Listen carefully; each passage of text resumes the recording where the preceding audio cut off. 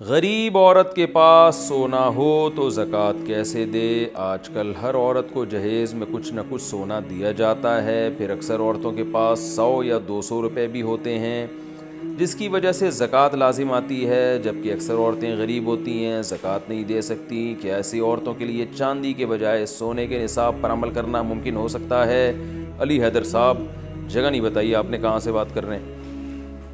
دیکھیں یہ بات جو ہے نا کہ غریب عورت کے پاس اگر سونا ہو تو زکوٰۃ کیسے دے، تو وہ غربت کا آپ کا معیار غلط ہے۔ جب ایک عورت کے پاس سونا ہے تو شریعت اس کو غریب مانتی نہیں ہے، کیونکہ اس کے پاس اپنی حاجت اصلیہ سے زائد چیز موجود ہے۔ سونا حاجت اصلیہ میں نہیں آتا۔ حاجت اصلیہ کا مطلب جو ہماری بیسک ضرورتیں، میری اور آپ کی جو بیسک ضرورت ہے وہ روٹی ہے، سب سے پہلے وہ پانی ہے، وہ رہائش ہے کہ گھر ملے رہنے کے لیے۔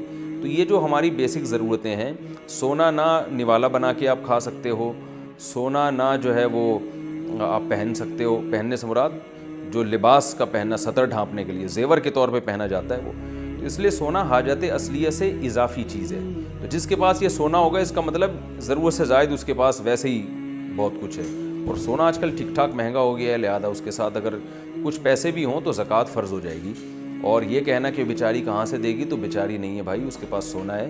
ہاں، اور سال میں ایک دفعہ زکوٰۃ دینی ہے تو اس بیچاری کو چاہیے کہ ہر مہینے تھوڑے تھوڑے پیسے جمع کرتی رہے، اور جب اس بیچاری کے پاس سال میں ایک دفعہ، یعنی زکوٰۃ تو 2.5% ہوتی ہے، 100 میں 2.5 روپے تو بہت تھوڑی سی زکوٰۃ ہے، تو وہ پھر نکال دے۔ اکٹھے نہیں نکالے جا سکتے تو قسطوں میں بھی نکالے جا سکتے ہیں، تو اور پھر بھی اگر پیسے نہیں ہیں تو پھر سونا بیچ دے وہ، تو بیچ کے شریعت یہ تھوڑی کہ سارا سونا بک جائے گا، بلکہ اس میں سے جو ہے نا وہ 2.5% زکوٰۃ نکال دیں۔ تو اس لیے یہ کوئی شرعی عذر نہیں ہے جو آپ نے بیان کیا ہے۔